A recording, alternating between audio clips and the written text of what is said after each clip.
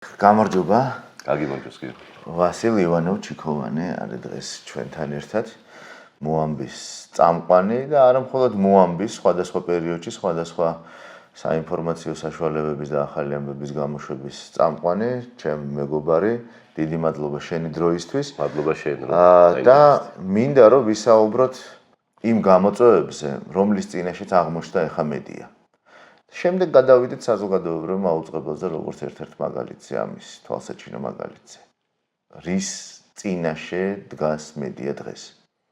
საზოგადოებრივი მაუწყებლის გარეშე აი მედიის მდგომარეობის შეფასება შეუძლებელია, მე მგონი გიორგი და საზოგადოებრივი მაუწყებელი არის კარგი მაგალითი, როგორ შეიძლება ერთ მაგალითზე შემდეგ განვაზოგადოთ მთლიანად მედიაზე. მე მახსოვს პერიოდი, როდესაც იყო პირველი არხი და გაჩნდა მეორე არხი. შემდეგ უკვე იხსნება სივრცე და საქართველოში სხვადასხვა ტელეკომპანიები ყალიბდება, ხო, იხსნება ასევე კერძო. მთელი ეს კადრები დაკომპლექტდება ხო საზოგადოებრივი მაუწყებლის კადრებიდან. შეგვიძლია ვთქვათ, რომ ეს დღეს დამოუკიდებელი საქართველოს მედიის დედა ორგანიზაცია არის საზოგადოებრივი მაუწყებელი. პირველი არხი, საიდანაც კადრები გადადიოდნენ და უკვე საკუთარ პროფესიულ მოვალეობას ასრულებდნენ კერძო ტელეკომპანიებში. იყო ფლაგმანი იყო საზოგადოებრივი მაუწყებელი, ეგეც მახსოვს შევარდნაძის ეპოქაში, მე როგორც ბავშვი, მაგრამ დედაჩემი რომ მუშაობდა პიკის საათში, ხშირად მიწევდა ტელევიზიაში ყოფნა და შედარებისთვის მაშინ გაცილებით მოწიწება არსებობდა და გათვალისწინება იმისა, თუ რა ფასი აქვს სიტყვას, ამ მართალი სიტყვის თქმას რა რეაქცია მოყვება საზოგადოებაში და უფრო მეტად უფრთხილდებოდნენ, ანგარიშს გასაწევი იყო. შემდეგ დროთა განმავლობაში უკვე ერთიანი ნაციონალური მოძრაობის პირობებში ჩვენ ვიხილეთ ხელისუფალი, როგორ ცდილობდა საკუთარი პოლიტიკის გამართლებისთვის და წინწაწევისთვის მედიის გამოყენებას და ეს გააკეთა ხისტად ნაციონალურმა მოძრაობამ. დაამყარა ავტორიტარიზმი უკვე მედიაში, ხო? ეს არ არის მითი, რომ პრეზიდენტის ადმინისტრაციიდან მოდიოდა საინფორმაციოში ეს ჩვენი პროფესიული სიტყვით ვიორსტკა, ბადე, გადაცემის და ის ამბები უნდა ყოფილიყო აქცენტირებული, რაც აწყობდა ხელისუფალს. ამის შემდეგ რაღაცა ცვლილების ეტაპში მედიასაც აქვს გამონათება რა, ეს თავისუფალ ჰაერს რო ჩაისუნთქავ, შემდეგ უკვე ბევრად გიადვილდება შენ პროფესიაში კეთილსინდისიერად მუშაობა. ესეთი გამონათება იყო 2012-ში რაღაცა პერიოდი, მაგრამ შემდეგ იგივე მოხდა, ხო? იგივე მოხდა, უბრალოდ უფრო დაიხვეწა ჩემი შეფასებით ამ გასული 12 წლის განმავლობაში მედიასთან ურთიერთობა და ის ხერხები როგორ შეიძლება დაიქვემდება რომ მედია დაიხვეწა. მათ შორის უკვე ფაქტია და მისაღებიც არის და უნდა გავერკვეთ ყველა რომ კერძო მედიას აქვს უფლება გაატაროს მისი კერძო სარედაქციო პოლიტიკა. თუმცა რასაკვირველია ეს ჟურნალისტური ეთიკის სტანდარტებში უნდა იყოს და პროფესიულ სტანდარტებში აუცილებლად უნდა ჯდებოდეს, თუმცა სამწუხაროდ დღეს ეს კერძო ინტერესი, კერძო სარედაქციო ინტერესი და პოლიტიკა ჩაგრავს უკვე მედიის ჟურნალისტურ ეთიკის ნორმებს, ჟურნალისტურ პროფესიონალიზმს და კეთილსინდისიერებას. უფრო ჭარბობს, რომ თავარი არის გატარდეს აი ეს რა დავალებაც, რა მიზანსაც ისახავს თვითონ მფლობელი, ფულის წყარო. და შემდეგ უკვე დროთა განმავლობაში, ბოლო წლების განმავლობაში ყველაფერი, ანუ ჟურნალისტური იდეა, რომ მე როგორც ჟურნალისტმა რა უნდა ვაკეთო, რისთვის ვარ ამ პროფესიაში. ის მეორე ხარისხოვანი კი არა და არც მესამე, მეოთხე, მეხუთე ხარისხოვანი გახდა. თავარი ეხლა არის, რომ ქართულმა მედიამ უნდა გაუძლოს აი ამ პერიოდს, როდესაც რასაკვირველია მნიშვნელოვანი არის, რომ ხელფასი გააკეთა ადამ ყველანი სამსახურში, როდესაც მივდივართ, ერთ-ერთი მამოძრავებელი არის ის, რომ ჩვენ ოჯახი თვიდან თვემდე შევინახოთ, რაღაცაზე დამოკიდებულები ვართ. და სწორედ ერთ-ერთი ის რამაც იმოქმედა აი ქართული მედიის დეზორიენტირებაზე, გარკვეულწილად როგორ შეიძლება აკონტროლო რა, დაყო, გათიშო და რაღაცაზე დამოკიდებული გახადო. ეს რაღაცა დამოკიდებულება უპირველეს ყოვლისა არის ფული და როგორც ჩანს, კარგად მუშაობს. პროფესიონალი კადრებისთვის იქნება ისეთი არახელსაყრელი გარემო, აი მაგალითად რეალური სივრცის ნელ-ნელა თან საზოგადოებრივი მაუწყებლის მაგალითებიც რო ავიღოთ. რეალური სივრცე. გუშინ რეალური სივრცის გუნდმა უარი თქვა საზოგადოებრივი მაუწყებლის მენეჯმენტის შეთავაზებაზე. ეს არის გუნდი პროფესიონალი, შრომის მოყვარე, კეთილსინდისიერი, რომელსაც ჩვეულებრივ მედია გარემოში საზოგადოებრივი მაუწყებელი ეცდებოდა, რომ სხვას თუ ყავს ესეთი გუნდი, გადმობირებას ეცდებოდა. ვეცდებოდი გადმობირებას, მე მაგალითად როგორც საზოგადოებრივი მაუწყებელი, რომ ესეთი ხარისხის პროდუქტი იყოს ჩემთან და ესეთმა პროფესიონალმა კადრებმა ჩემთან აკეთონ ეს პროდუქტი. მომიტევა, მაგრამ აი შენზეც ვიტყვი ორ სიტყვას, ჩვენ ერთად ვიმუშავია საზოგადოებრივ მაუწყებელში პირველ არხზე და არაერთხელ გამივლია მე შენთან კონსულტაცია, როდესაც ინტერვიუზე რესპონდენტი მყავდა სამხედრო პირი, როდესაც განსახილველი თემა ეხებოდა ჩრდილოატლანტიკურ ალიანსს, საქართველოსა და ჩრდილოატლანტიკური ალიანსის ურთიერთობას და შენ იყავი ჩემთვის იმედი რა, რომ მე ახლა ყველაფერი ვერ გეცოდინება, რაღაცა შეიძლება ხვდები, მაგრამ აი ესეთი პროფესიონალი გამოცდილი კადრი, როდესაც ყავს, უკვე ჩემი ინტერვიუს 90% შენთან კონსულტაციის გავლის შემდეგ იყო ჩამოყალიბებული. მქონდა მიმართულებები და შენც ხარ ესეთი კეთილსინდისიერი პროფესიონალი კადრი, რომელიც ასევე საზოგადოებრივმა მაუწყებელმა არ შეინარჩუნა. რა ხდება ახლა მედიაში?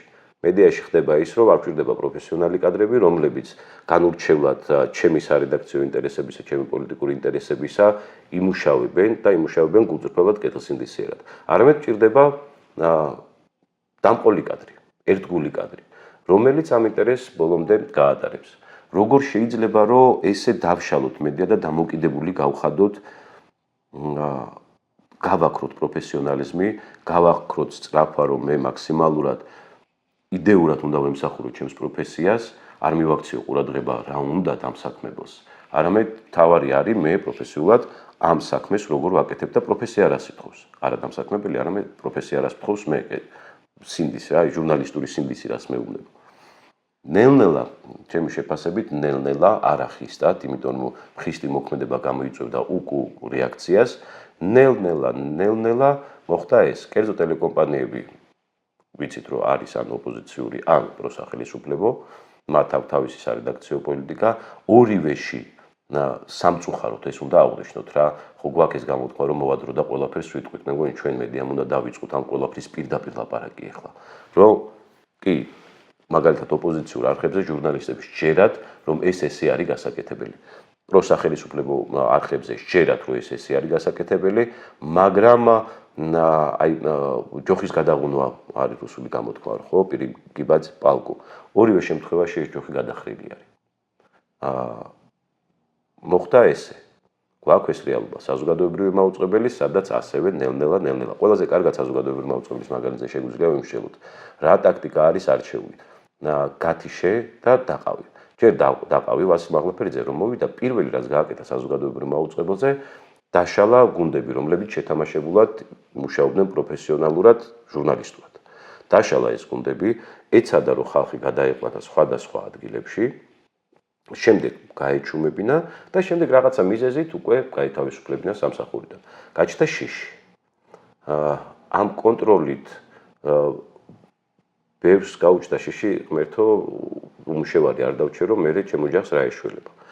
ეს არის ის, რაც ახლაც გამოიყენა ვასილ მაღლაფერიძემ, როდესაც ჩვენ დაუპირისპირდით სისტემას, ვამხილეთ იგი იმისთვის, რომ ჩვენ რამენაირად აი ამ ძირითადი პრობლემიდან და ამ მხილებიდან გადავეყვანეთ, სადღაც შეგვიქმნა ესეთი პრობლემები, ყოფითი პრობლემები, რომ ჩვენ ეხლა ფოკუსირდეთ და გამოწვევები შეგვიქმნა, ხო?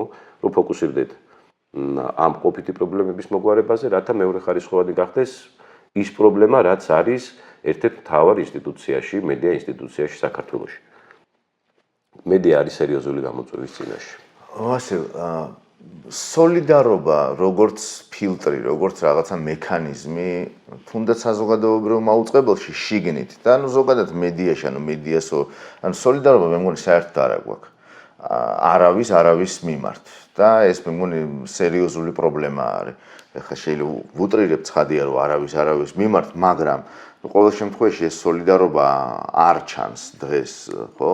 იგივე საზოგადოებრივ მაუწყებელში, როდესაც შენ წამოხვედი, როდესაც ეს მწვავე დაპირისპირება იყო და თან სიმართლე შენ მხარეს იყო ესეთი მოცემულობა, როგორც არის ახლა რეალურ სივრცესთან მიმართებაში, როდესაც უბრალოდ დაშალეს მართლა მთელი გუნდი და უნდათ გადანაწილება და სამართლიანად მიიღეს ამაზე უარი, რაც პრინციპში მათაც აწყობდათ და ეს ხალხი ახლა დარჩა გარეთ და საკუთარ პროდუქტს რეალურ სივრცეს ჯერჯერობით ვერავის ვერ თავაზობს. რისი ბრალია ეს მართლა იმის გამო, რომ არა ვართ სოლიდარულები თუ კიდე რაღაცა სხვა ამბები არის მანდ? ჩემი შეფასებით და ღრმა რწმენით ეს არის მიზანმიმართულად დიდი ხნის განმავლობაში კარგად გეგმა ზომიერად მიღწეული შედეგი. გეგმა ზომიერად მიღწეული შედეგი. სოლიდარობა არის, მაგრამ ნუ ჩვენ ახლა ემოციური ხალხი ვართ, მაინც ახლა სამხრეთელები ვართ. თავდაპირველად ამ ემოციურ როდესაც იწყება, მაშინ არის ეს სოლიდარობა, იგრძნობა, ხედავ, თუმცა შემდეგ დრო რაც გადის, მოქმედებს ეს ძლიერი ხელი, რათა ჯერ ყურადღება გადაგატანინოს, კონცენტრაცია არ კონდეს, რომ ვერ დარჩე ბოლომდე აი ამ ხაზზე.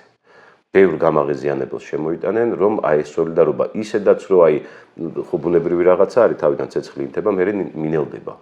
იმისთვის რომ უფრო მალე გაანელონ ეს ცეცხლი გარედანაც ეხმარებიან და შესაბამისად უკვე ძალისხმევაში რომ პრობლემას ვებრძოლოთ, აღარ გადაიზარდოს. ამას ახერხებენ მანიპულაციით, ამას ახერხებენ დეზინფორმაციით, ამას ახერხებენ აი ესეთი ყოფითი პრობლემების შექმნით. თორე სოლიდარობა არსებობს, თუმცა ყველაზე სამწუხარო ის არის, რომ აი ძალისხმევაში უჭირს სერიოზულად რომ რაღაცა ძალისხმევაში და შემდეგ უკვე ქმედებაში გადავიდეს ეს ყველაფერი. ვასილ, თუ მედიაში ამ სფეროში, ამ დიდ რაღაცა მექანიზმში აღარ დარჩა ჟურნალისტიკა და დარჩა მხოლოდ პროპაგანდა. რა შედეგამდე შეიძლება მივიდეთ? რა შეიძლება იყოს ამის შედეგი? ჩვენ გვინახავს ეს არაერთხელ, როდესაც ძლავრობს პროპაგანდა და იკლებს მართალი სიტყვა. ახლა რა მექანიზმებიც არის? მე რა მექანიზმებსაც ახლა ჩემი განათლებით და ჩემი ცოდნით რა მექანიზმებსაც ვხედავ, რომელიც არის გამოყენებაში. პოლიტიკური მექანიზმები, ხო? მანიპულაციური მექანიზმები. ამან შეიძლება დაგვაბრუნოს ისევ იმ პერიოდში, აი საბჭოთა პერიოდში რაც ხდებოდა, იგივე იმაში, რომ ხალხი მოერიდება ლაპარაკს, ხალხს შეეშინდება ლაპარაკი. არა მარტო ანუ ეს მედია ხო საერთოდ იქნება მოქცეული რაღაცა ნაჭუჭი და მოქალაქეზე აისახება ყველაზე ცუდად, რომ ის სალაპარაკოდ ვერ გაბედავს ლაპარაკს გარეთ, ისევ სამზარეულოში გადაინაცვლებს ეს საუბრები და ბევრი სამზარეულოშიც მოერიდება ამ ლაპარაკს. მივიღებთ იმ საბჭოთა პერიოდს, საიდანაც ჩვენ აი ვართ იმ გზაზე, რომ უკვე უნდა გაწყდეს ეს საბოლოოდ აი ეს მეხსიერება და ეს მემკვიდრეობა, რაც საბჭოთა გვაქვს ჩვენ, რაც ხელს გვიშლის, რომ ჩამოყალიბდეთ თავისუფალ მოქალაქეებად. რეალურად მე მგონი აი საზოგადოების დამსახურებით ჩვენ იმდეს მივაღწიეთ, რომ ძალიან ცოტა გვიკლია, რომ ბოლომდე აი გადავაბიჯოთ ამ საბჭოთა მემკვიდრეობიდან თავისუფალ მოქალაქეობამდე, უკვე ჩამოყალიბდეთ სრულფასოვნად მოქალაქეებად. აი ეს პროცესი, რაც გასული 30 წლის განმავლობაში საერთო საზოგადოებრივი ძალისხმევით არის მიღწეული, შეიძლება ითქვას, რომ აი უბრალოდ ჩაიჭრება და ჩვენ აღმოჩნდებით ისევ დავბრუნდებით უკან და ბევრად უფრო რთული იქნება, მე მგონი, ისევ ამ გზის გავლა. ბევრად უფრო რთული იქნება, თუ გამოვიდათ, რომ აი მედია და სიტყვა დააზიანეს, დაახშეს და მოაქციეს ჩარჩოებში. თან თუ ეს სიტყვა იქნება პროპაგანდისტული, განსაკუთრებით შეიძლება იმაზე უარეს შედეგი მივიღოთ, ვიდრე საბჭოთა პერიოდში ჰქონდა. ანუ გამოდის თვით ცენზურა გაცილებით მაღლა დგას ახლა, ვიდრე უბრალოდ ცენზურა და საერთოდ სანდა ვართ ახლა ამ მიმართულებით. გარკვეული ცენზურა ხო, მოდი ესე ვთქვათ, ჩვენ მე რომ თქვი, რომ გაცილებით დახვეწილი მეთოდებით მოქმედებენ, აი აქ არის ეს არის დასაფიქრებელი, ეს არის გასაანალიზებელი და შესაბამისად მოსაფიქრებელი არის პასუხი. როგორ მოქმედებს ცენზურა? თუ ადრე იყო სიხისტე და ამ სიხისტეს მაინც წინააღმდეგობა ხდებოდა, ახლა მედიაში კადრებს იყვანენ კონკრეტული სელექციით. კონკრეტული სელექციით, რომ ის ადამიანი ემხრობა თუ არა და შემდეგ უკვე რაზე არის წამსვლელი. თუ ეს და აი გააკეთებს სიუჟეტს ისეთ, სადაც მაგალითად არ არის ჯერჯერობით დადასტურებული ავთენტურია თუ არა კონკრეტული რაღაცა ორი ადამიანის საუბარი, მაგრამ აი ამაზე ჯერ კიდე დაუდასტურებულ ამბავზე ჩვენ დავაშენებთ ბევრ რაღაცას რა. თან ისეთ მითებს და თეორიებს დავაშენებთ, რომ ეს ყველაფერი აი გამოჩნდება, რომ და თურმე რაში ყოფილა საქმე. უბრალოდ ეს ყველაფერი იწყება ისეთი მარცვლიდან, რომელიც ჩვენ ჯერ კიდე არ ვიცით ეს მართალია ეს მარცვალი თუ არ არის, ეს გაგვივდება თუ არ გაგვივდება, ამას აქვს პერსპექტივა, ან შეიძლება რაღაცა მოვძებნოთ. შესაბამისად თვითცენზურაც აღარ არის ჟურნალისტიკაში დღეს არის ძალიან ბევრი არაპროფესიონალი კადრი. და ჟურნალისტიკას მოდი ესე ვთქვათ, რომ აქვს ძალიან დიდი ხიბლი. ძალიან დიდი ხიბლი აქვს და თუ შეიძლება ესეთი ადამიანი, რომელიც ამ ხიბლს მაშინვე მოექცევა ამ ხიბლის გავლენის ქვეშ. ის უკვე ყველაფერზე ხელს აწერს რა. იქ უკვე აღარ ჭირდება თვითცენზურაზეც აღარ არის ლაპარაკი. თვითცენზურა იგივე აი შიდა მიგრაცია, თვითცენზურა ჩამომიყალიბდა, როდესაც იყო ერთი რომ რაღაცა პერიოდი ძალიან რთული არის, ეს უკვე შიგნით პროფესიულად და ადამიანურად გაფუჭებს სახში მეგაკი. იქ შეიძლება სამსახურში ვერ გამოამჟღავნო ეს დაგროვილი ბრაზი, მაგრამ აი სახში უკვე იოლად რაღაცა სხვა მიმართულებით გადმოინთხევა ეს ბრაზი. რაღაცა პერიოდი იყო, რომ კარგი ახლა რა, აი მეც ვიფიქრე, რომ არ მინდა ახლა ამაზე ისე ხმამაღლა, ისე კონფრონტაციულად დაიწყებ, მე ხვდები, რომ აი ჩხუბში გადადის ეს ყველაფერი მეორე მხარისთან კიდე, რომ ხვდები, რომ მართალი ხარ იმ დონეზე უნდა მიხვიდე, რომ იმას ადამიანურად შეიძლება შენ უხერხულ მდგომარეობაში ჩავარდე, რომ ესეთი ვითარება გამოიწვია და ამ დონეზე მიხვედი.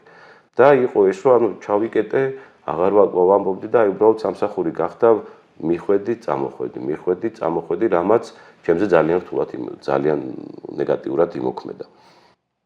აღარ არის საჭირო და ვხედავ კადრებს, ახალგაზრდებს, რომლებიც მედიაში მოდიან და რომლებიც ყვებიან პოლიტიკურ არგუმენტებს. ერთი მხარის ცალსახა უაპელაციოდ კრიტიკულად არ აფასებენ, მეორე მხარისას არ ითვალისწინებენ, არ უსმენენ და მაყურებელსაც იგივეს თავაზობენ. და მაყურებელს თავაზობენ ამას დამაჯერებელი ინტონაციით, რომ აი იმის დაშვებაც კი არ არის გაკეთებული, რომ სადღაც იქნება და მეორე მხარის, ანუ მორჩა, იქ უკვე ჟურნალისტიკაში რა არის, ხო, ერთი მხარე, მეორე მხარე და ორივე წარმოვაჩინოთ ისე, რომ მაყურებელმა შეძლოს ობიექტურად გაარჩიოს რა არგუმენტები აქვს ერთ მხარეს, რა არგუმენტები აქვს მეორე მხარეს, ასევე თუ არსებობს რომელიმე არგუმენტის საწინააღმდეგო უტყუარი არგუმენტი, რომელიც მე ვიცი, ისაც ხომ უნდა გამოვიყენო, რომ ამას შეიძლება აქვს ეს არგუმენტი, მაგრამ აი ეს მოცემულობა აქვს სხვა რაღაცაზე მეტყველებს. ამას ეს არგუმენტი აქვს, მაგრამ ეს მოცემულობა სხვა რაღაცაზე მეტყველებს. მოცემულობები, ფაქტები, არგუმენტები და შემდეგ უკვე მაყურებელს აქვს შესაძლებლობა ობიექტურად აღიქვას რეალობა. აქ კი ჟურნალისტი საერთოდ არც კი უშვებს იმას, რომ სადღაც შეიძლება არსებობდეს მეორე კუთხისთვის, გადაჭრილი არის ეს ყველაფერი და უპირატეს არის წამოყენებული ვიღაცის მოსაზრება, რომელიც უტყუარ ფაქტად აქვს გასაღებული ჟურნალისტს. ეს ახლა მაყურებელზე წვეთის ეფექტი რო ავიღოთ ნელ-ნელა წლებზე რო გავანაწილოთ მოქმედებს და მაყურებელზეც ახდენს გავლენას მანიპულაციურს, დეზინფორმაციურს და პროპაგანდისტულს. და ვიღებთ იმას, რომ რეალობა მრუდდება. რეალობა ისე მრუდდება და იმდენი აქტორიდან, რომ მაყურებელი მოქალაქე არის დაბნეული, მათ შორის ახლა ყველგან პოსტსაბჭოთა ქვეყნებში, სადაც იგრძნობა რუსული გავლენა, ყველგან არის შიშზე ორიენტირებული, ხო? თან კლასიკური მოდელი არის. შეაშინე, დეზორიენტაცია გაუკეთე, დააბნიე, რომ ვერ გაერკვეს ის. და შიშისა და ამ დაბნეულობის ფონზე უკვე პოლიტიკური ინტერესი ტარდება ისე, როგორც, არ ვიცი, ბურზე განდნარ კარაქს წაუსმევა, ისე ტარდება და მოქალაქეში აღარ რჩება რესურსი, რომ მან კრიტიკულად შეაფასოს მის გარშემო არსებული პროცესები. შიშზე მინდა გკითხო ზუსტად. მზია ამაღლობელი. და სხვები, რომლებიც ან სამსახურიდან არიან გათავისუფლებული, ან რიგში დგანან, ასე ვთქვათ, რისკენ რა გზავნილი არის ზოგადად ეს ყველაფერი ძალაუფლებაში მყოფი ხალხისგან? რომ ისინი არაფერზე უკან არ დაიხევენ. რომ მათთვის არ აქვს მნიშვნელობა არაფერს და მედიასაც აჩვენებენ, რომ აი მიუხედავად იმისა, რომ არსებობს უტყუარი ფაქტები, მზეა ამაღლობელი შემთხვევაში, რომ სამართლებრივად, იურიდიულად მისი მოქმედება არ შეიძლება შეფასდეს თავდასხმად, იმიტომ რომ იურისპრუდენცია ცისხლის სამართალში კონკრეტულად ადგენს, რომ რაღაცა ზიანი უნდა არსებობდეს. ლოყა ამიწით და არ არის ის ზიანი. ეს ერთი რომ სამართლებრივად გაუმართლებელი, ან ყველა არგუმენტი არის სამართლიანობის მიმართულებით ჩვენ ქართველები ვართ. ჩვენთვის ახლა ვაჟკაცობაზე და კაცობაზე როდესაც ვლაპარაკობ და ყველასთვის ეს არის აღმატებული და მეორე მხარეს ასევე უფრო აღმატებული არის ქალის ფენომენი, ქალის ღვთაებრივი შინაარსი და დატვირთვა, რაც დედასთან არის ასოცირებული ენაში გვაქვს ხო ქართულში დედა ყველაფერში უმთავრესი არის აგებული ჩვენთვის ქართველებისთვის დედაზე. ეს ძალა ჩვენ გვაჩვენებს, რომ ნახე, შენ მხარეს არის ყველა არგუმენტი, მაგრამ მაინც შენ ვერაფერს ვერ მიაღწევ. რა დონეზეც მართალი არ უნდა იყო. რაც არ უნდა გააკეთო. მე მაინც ჩემსას გავიტან. აი ამას ცდილობს. ეს არის ახლა მიზანი მზეა ამაღლობელი, ეს არის მიზეზი მზეა ამაღლობელი რატო არის საპატიმროში. და მეორე მხარეს ჩემთვის, ჩემი შინაგანი რწმენით ეს არის შეშინებული და მთხარი ადამიანის ან ჯგუფის მოქმედება, რომ მათ რომ უკან დაიხიონ ამ ნაბიჯში, შემდეგ უკვე ამას მოყვება ბუნებრივად. ბევრ რაღაცაზე მას მოუწევს უკან დახევა, იმიტომ რომ ბევრი მიმართულებით არის ესეთი უტყუარი მტკიცებულები. შესაბამისად, ეს არის ნიჰილიზმის, ერთი არის რომ შიში და მეორე არის ნიჰილიზმი უნდა დაინერგოს. ეს ნიჰილიზმი ან საარჩევნო მიმართულებითაც არის დანერგილი და ამ შემთხვევაში უკვე სამოქალაქო ბრძოლის მიმართულებით ნიჰილიზმი, რომ მე მოქალაქემ რაც არ უნდა გავაკეთო, რამდენადაც მართალი არ უნდა ვიყო, მე სიმართლეს ვერ მივაღწევ. სამართალი პულს ვერ შეჭამს. შესაბამისად, რაღა აზრი აქვს მე რაღაცა სხვაზეც ვიბრძოლო.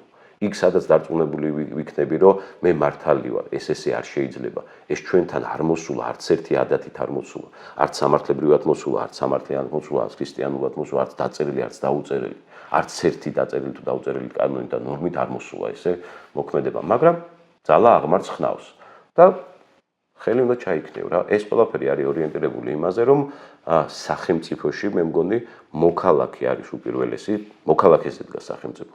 მოქალაქეს რო ხელი ჩააქნევინონ, რომ შენ არ მონაწილეობ ამ პროცესში, შენ არ მონაწილეობ სახელმწიფოში, შენ არ ახარ სახელმწიფოს ნაწილი და არც არავინ არაფერს არ გეკითხება. შენ არ იცი, მე ვიცი. ამას გვეუბნება ოღონდ რაღაცა პირთა ვიწრო ჯგუფი, გვეუბნება მთლიან ქვეყანას, რომ თქვენ არ იცით ახლა რა და რომ ციცოდეთ, მაინც ვერ მიაღწევთ ვერაფერს, ასე რომ არც ღირს ცდათ. და თუ რაღაცა ნეგატიური გაქვს სამზარეულოში შენთვის დაიხარჯე და ეს მეგობართან ამოუშვი და ილაპარაკე, მაგრამ ქმედება და ძალისხმევა არ გაწიო, რომ რაღაცა საერთო სიკეთისთვის შეცვალო. ამის სამწუხარო და თვალსაჩინო მაგალითები გვაქვს იგივე ჩრდილოეთ სამეზობლოში, იგივე ბელორუსში, სამხრეთ აზერბაიჯანშიც გვაქვს მსგავსი ამბავი. და თუ კი ჩვენთან დაიკარგა სიმართლე, თუ კი დაიკარგა მოქალაქე, მაშინ როგორ ფიქრობ, სად ვიქნებით საერთოდ? ან ვიქნებით თუ არა? საბჭოთა კავშირის დაშლის შემდეგ გაჩნდა თავისუფლება და ბუნებრივად ადამიანს გაუჩნდა სწრაფვა, რომ მან უნდა იცხოვროს თავისუფლად.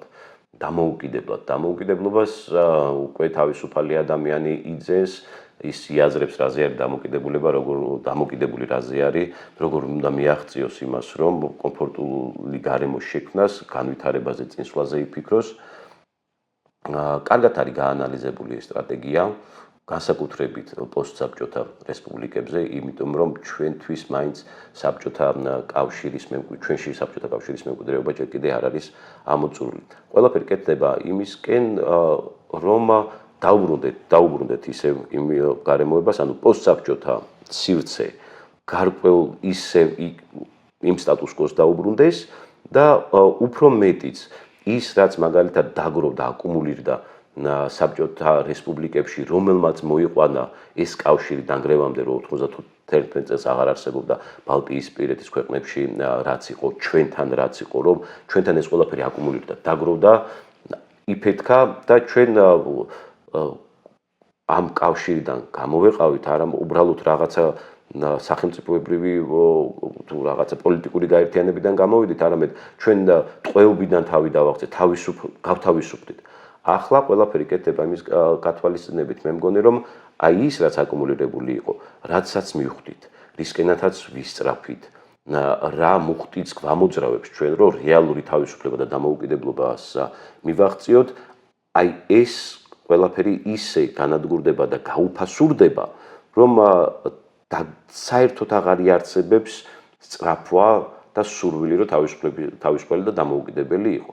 და დამკვიდრდება ისეთი წარმოდგენა რომ ეხლა ჩვენ ხო არაფერი არ შეგვიძლია. აგერ ამხელა ჩრდილოელი მეზობელი ყავს, აგერ სოფლიოში რა ხდება, ჩვენ არაფერი არ შეგვიძლია. როდესაც წინასწარვე კლავ იმ შანსს რომ შენ რაღაცა შეგიძლია, ძალისხმევა მოქმედებაში აღარ გადაიზრდება და პასიურ კლავ წინააღმდეგობას, კლავ იდეას და საბოლოო ჯამში გადადიხარ იმ პროპაგანდაზე, რომელიც იფრქვევა რუსული საინფორმაციო საშუალებებიდან, ხო? და შედეგად რას ვიღებთ? შედეგად მივიღებთ ალბათ იმას, რომ ერთი ცენტრიდან მართულ ბევრ ქვეყანას მივიღებთ. შეიძლება ეს აღარ იყოს ესე გაფორმებული როგორც საბჭოთა კავშირი, თუმცა იგივენაირი იქნება არაოფიციალურად და უარესი ფორმით. უარესი ფორმით, იმიტომ რომ საბჭოთა პერიოდში არ არსებობდა პროპაგანდისა და მანიპულაციის ის საშუალებები, ის ჰიბრიდული საშუალებები, რომლებიც დღეს არსებობს, ხო? ჩვენ ვართ ეკრანზე დამოკიდებული საზოგადოება, ეკრანზე დამოკიდებული საზოგადოების მართვა ადვილი არის, თუ შენ დაუბრკოლებლად გაატარებ პროპაგანდას და დეზინფორმაციას, მანიპულაციას, ხო? ადამიანს შენ უკვე აი ტვინს ურეცხავ და ეს შესაძლებელი არის დღეს განსაკუთრებით უფრო მეტად ვიდრე ეს იყო საბჭოთა პერიოდში. მაშინ უფრო ძლიერი ხელი იყო, მაშინ უფრო შიში იყო, KGB იყო, დაზვერვა იყო, ის იყო, დაგიჭერდნენ და გადაგასახლებდნენ. დღეს უკვე აღარ გჭირდება ესე ხისტად. დღეს შენ თუ გაქვს დრო, შენ შეგიძლია წვეთის ეფექტით ნელ-ნელა მაყურებელს გამოურეცხო ტვინი და იგი გაიყვანო ისეთ პასიურ მდგომარეობამდე, რომ შენთვის საერთოდ არ იქნება საფრთხე და შენ მერე რაც გინდა ის აკეთე. ამის სურვილი არის, ამის სურვილი და ამის უნარი მხოლოდ საქართველოში მყოფ ადამიანებს არ აქვთ. მე ესე მწამს რა, ეს არის ბევრად უფრო ძლიერი, ამ შემთხვევაში ჩვენი ჩრდილოელი მეზობელის, აი ამ წყლობით ჩამოყალიბებული სისტემის მიერ მოფიქრებული გეგმად დახვეწილი იქ, სადაც იგივე KGB იქნება თუ FSB იქნება, იქ დამუშავებული. კარგად ვართ შესწავლილები, იციან რა მოქმედებს ჩვენზე. ეგრეთ წოდებული ტრიგერი, ხო, ანუ სასხლეტი. რა სიტყვა გამოიწვევს რა გავლენას. ოღონდაც შეიძლება ეს სიტყვა იყოს სულ სხვა მიმართულების, მაგრამ ორიენტირებული იმაზე, რომ სულ სხვა გავლენა იქონიოს და წარმოდგენა ადამიანზე. დახვეწილი არის ძალიან დაიხვეწა და აუცილებელი არის ამას გაუმკლავდეთ. პრაქტიკული კითხვა უნდა დაგისვა ერთი, უკრაინის ომთან დაკავშირებით პროპაგანდის მუშაობა და საინფორმაციო პოლიტიკის ცვლილება, რაც შენ დაინახე. ხო არ შეგიძლია ეს დინამიკაში გაგვიზიარო რა იყო და წავიდეთ მერე დასასრულის. როგორ მოქმედებს პროპაგანდა, აუცილებელი არის რაღაცა გზავნილი, ეს გზავნილი ორიენტირებული არის საბოლოო შედეგზე. უბრალოდ ერთბაშად არ ხდება. ეს იწყება დროში გაწერილი არის, მე უკრაინის ომი რო დაიწყო, მახსოვს პრემიერი მაშინ ღარიბაშვილი იყო და კოჯორში მისი განცხადება. რა განცხადება გააკეთა?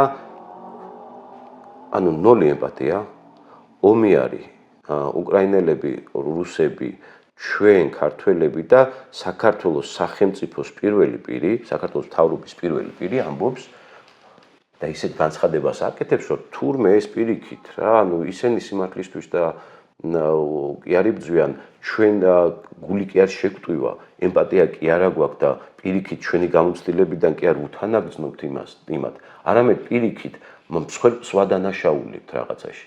და აი ამ განცხადებიდან დაწყებული მე უკვე აი პროსახელისუფლებო მედია სიღრმეში რო არასდროს არ მედის ორიენტირებული არის იმაზე, რომ გამოვა ქართული ოცნების მოლაპარაკე თავი, ეს მესიჯი რაც აქვს, რომელიც აი ფსიქოლოგიურ დონეზე არის გაწერილი.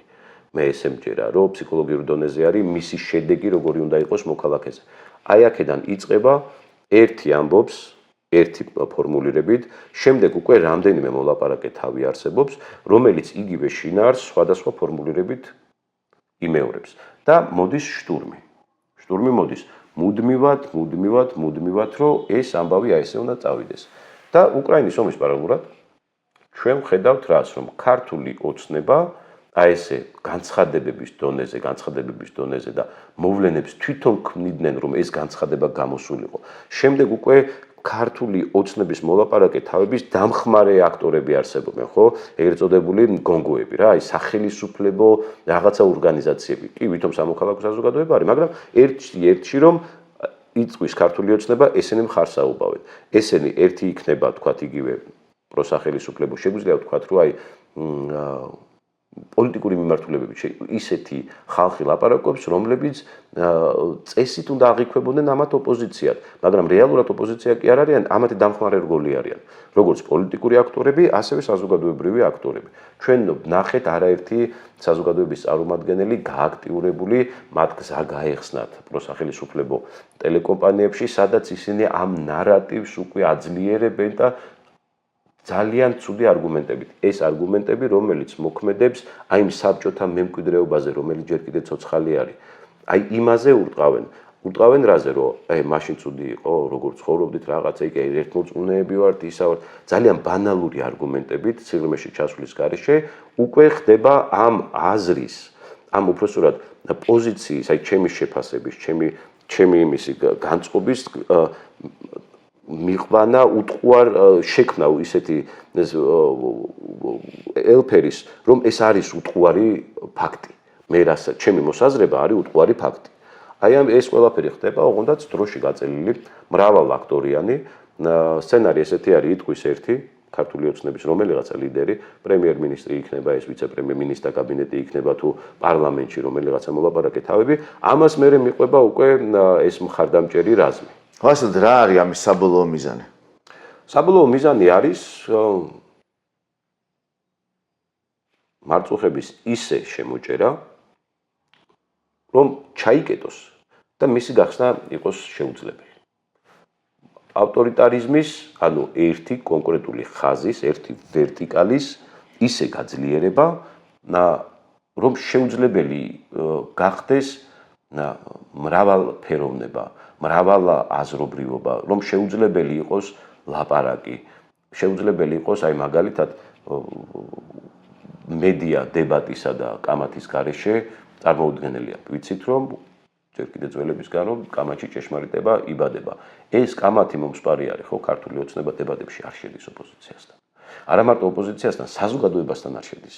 და როდესაც ამის შესახებ დავიწყეთ ლაპარაკი, არათანაზომადი დებატის ინიციატივით გამოდის ქართული ოცნება, ხო, ქართული ოცნების ლიდერები. არათანაზომადი, ანუ თანასწორს კი არ უჯდებიან, არამედ თავაზობენ, აი სტუდენტებს მე ახლა მოდი დაველაპარაკები. აქ განწირული არიან რა ეს ყველაფერი.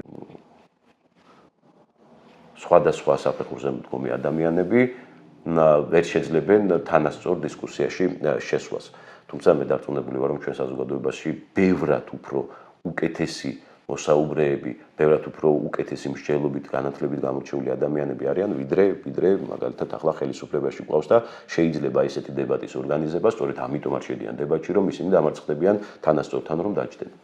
ეს არის ავტორიტარიზმის გამყარება არის ამ ყველაფრის მიზანი, რომ აღარც დარჩეს აზრი, რომ მე წინააღმდეგობა ხო არ გაუწიო, ან მე რასაც ვფიქრობ, იმაზე უბრალოდ თქვა, რომ ესე ხო არ არის ხალხო. მე პროფესიონალი ვარ ამ საქმეში. მე გამოცდილება მაქვს ამ საქმეში და ჩემს გაითვალისწინეთ, არა. თქვენ არავინ არ ახართ, თქვენ არ იცით, ჩვენ ვიცით. ამიტომ ხელი არ შეგვიშალოთ. იოლად და მარტივად რომ მიაღწიონ სასურველს. აი ეს არის манипуляციის, დეზინფორმაციის და ამ ჰიბრიდული საშუალებების გამოყენების მთავარი მიზანი. რომ საზოგადოება იმართოს ყოველგვარი, როგორ ვთქვათ ესე, მოსალოდნელიც კი არ უნდა იყოს არანაირი გვერდზე გადახვევა კითხვის ნიშნის გარეშე. საერთოდ, აი ნოლამდე უნდა იყოს, მინუსებზე უნდა გავიდეს ყველაფერი, რომ აი ნოლამდეც არ მივიდეს, შემდეგ რომ პლუსში არ გამოვიდეს. შესაბამისად, აი ბოლომდე უნდა ჩაიჭრას ეს ყველაფერი. ესეთი არის ჩემი შეფასებით ეს სურვილი და მიზანი. დიდი მადლობა ვასკა, მადლობა საკმაოდ სევდიან გიორგი. ნოტაზე ვასრულებთ, მაგრამ არა, ეს არის მიზანი, თუმცა ის პროცესი, რომელიც ახლა ქვეყანაში მიმდინარეობს და ის ხალხი, რომელიც ამ ყველაფერს წინ აღუდგა, მე ძალიან ოპტიმისტურად ვარ განწყობილი და მე მჯერა, რომ ქართული საზოგადოება, მისი აღმატებულება საქართველოს მოქალაქე გაიმარჯვებს აუცილებლად და მას ვერ მოერევა ესეთი ბინძური ხერხებით ვერავინ. და იმედი მაქვს მაშინ რომ იქნება გარკვეული ფილტრები, გარკვეული მექანიზმები ჩადებული მათ შორის საზოგადოებრივ მაუწყებელში, რომ ამ მიმართულებით, რა მიმართულებითაც მიდის და ვითარდება ეს ყველაფერი, რომ აღარასოდეს განმავლობაში. საზოგადოებრივი მაუწყებელი არის სწორედ აღნიშნა ის მთავარი ფილტრი, რომელიც უნდა იყოს პოლიტიკასა და მოქალაქეს შორის. და ეს მთავარი ფილტრი თუ არ მუშაობს, მაშინ სამართლებრივი სახელმწიფო და ზოგადად სახელმწიფო არ იმუშავებს. სახელმწიფო ინსტიტუციები არ იმუშავებენ. ეს ფილტრი თუ გაიბიძნა, ამ ფილტრმა თუ არ გაატარა ინფორმაცია ისე, როგორც შემოდის მაგალითად, ხო, 100 ერთეული ინფორმაციის და გამოდის 1. ასე არ უნდა იყოს, ხო ეს გამტარუნარიანობა უნდა კონდეს და ახლა სპეციალურად იბიძნება ეს და სპეციალურად იმ მიმართულების ინფორმაცია ძვრება მარტო მხოლოდ რომელიც უნდა ხელისუფალს და უკავშირი არ არის საერთოდ. შესაბამისად საზოგადოებრივი მაუწყებელი თუ იქნება მოწოდების სიმაღლეზე მე მწამს რომ სწორედ საზოგადოებრივი მაუწყებლიდან და დაიწყება ძალიან ბევრი პრობლემის მოგვარება, იმიტომ რომ იქ გაირჩევა მტყანმართალი, იქ გაირჩევა პრობლემები, დაისახება მათი გადაჭრის გზები და შემდეგ უკვე საზოგადოებრივ მაუწყებელს და მედიას აქვს ამის ფუნქცია, რომ ერთი არის გავაშუქოთ ის რაც მოხდა, მეორე არის პრობლემა, რომ გადაწყვეტის გზა და მივყვეთ ამ იმას. ბოლომდე, რომ სადმე თუ შეცდომა იქნება დაშვებული, ისაც ვამხილოთ, საზოგადოებას უთხრათ, რომ აი ეს არ კეთდება კარგად. მე უკვე საზოგადოებაც ყურადღებით იქნება და საზოგადოება მოითხოვს და მას აუცილებლად მიეცემა. ვიყოთ თანმიმდევრებლები. მადლობა დიდი.